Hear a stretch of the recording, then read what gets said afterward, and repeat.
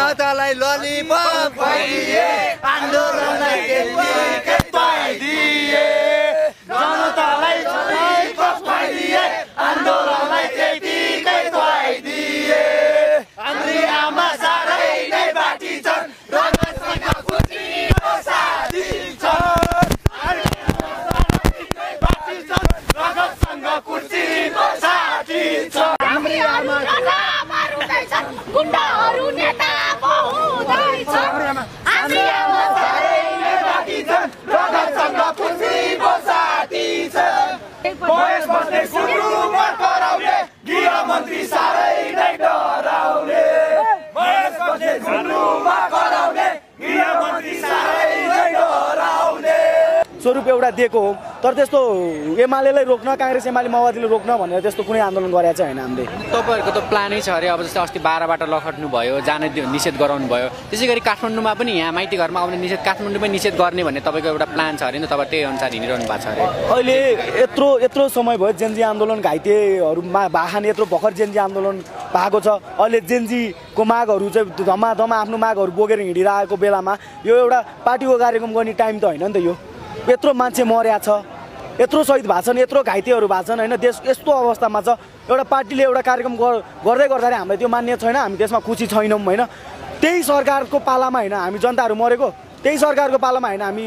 घाइते भएको त्यही भरको कारणले गर्दाखेरि चाहिँ हामीले चाहिँ अहिले यो पार्टीको कार्यक्रमहरु तत्काल बन्द गरियोस् हामी हाम्रो माग जबसम्म पुरा हुँदैन जबसम्म भ्रष्टाचारीहरु हैन तपाईको जबसम्म भ्रष्टाचारीहरु समातिदैन जबसम्म यत्रो फाइलहरु जबसम्म खुलिदैनन् तबसम्म हाम्रो आन्दोलन जारी हो निरन्तर रूपमा जारी नै हो एमालेले त कमान्ड फोर्स नै अब तपाईहरुलाई ठीक पार्न चाहिँ कमान्ड फोर्स नै तयार पारिसक्यो भने आज भक्करै यो कुराको चाहिँ म भन्दिएको छैन एमालेको कमान्ड फोर्स भनेर अब को भोलिको लागि ल भोलिको कस्तो हो भने अब एमालेले कमान्ड फोर्स निकाल्नु भन्नुभयो त्यो कमान्ड फोर्समा को मान्छे जेनजी हैन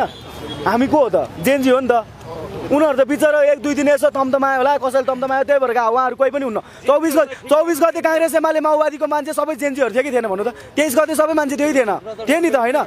त्यही भएर उनीहरुको युथ फोर्स माओवादीको के फोर्स अर्कोको के फोर्स भनि चाहिँ हैन सबै जेनजी हो सबैलाई नेपाल चाहियो सबैलाई भ्रष्टाचारको अन्त्य चाहियो सबैलाई सुशासन चाहियो हो एमालेमा भ्रष्टाचारी नै भ्रष्टाचारी छ कांग्रेसमै भ्रष्टाचारी छ माओवादीमा भ्रष्टाचारी छ अनि भ्रष्टाचारी कारबाही गर भनेर भ्रष्टाचारीलाई गर भन्छ त त्यो त दुधको साथी बिरालो के रे दुधको साथी बिरालो भने जस्तो भयो नि त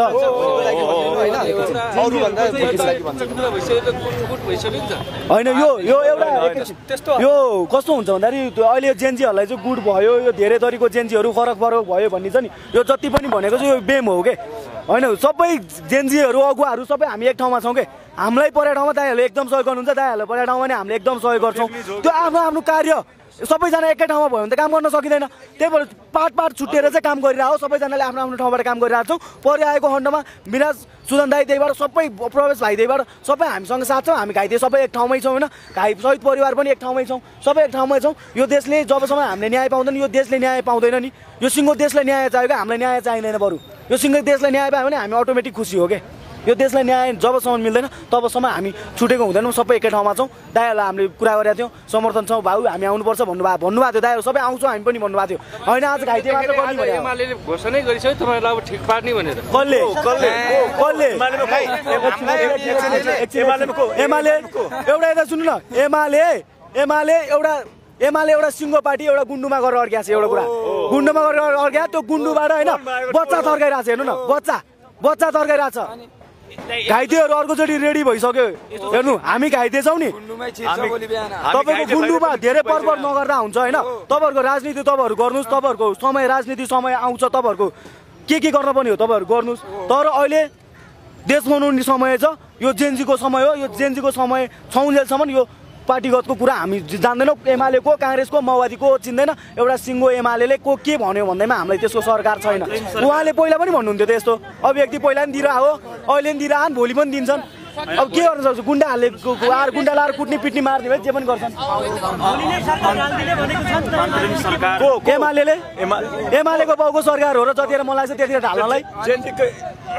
हजुर प्रेस गरौँ न एकैचोटि सबैजना अनि एकछिन को आफू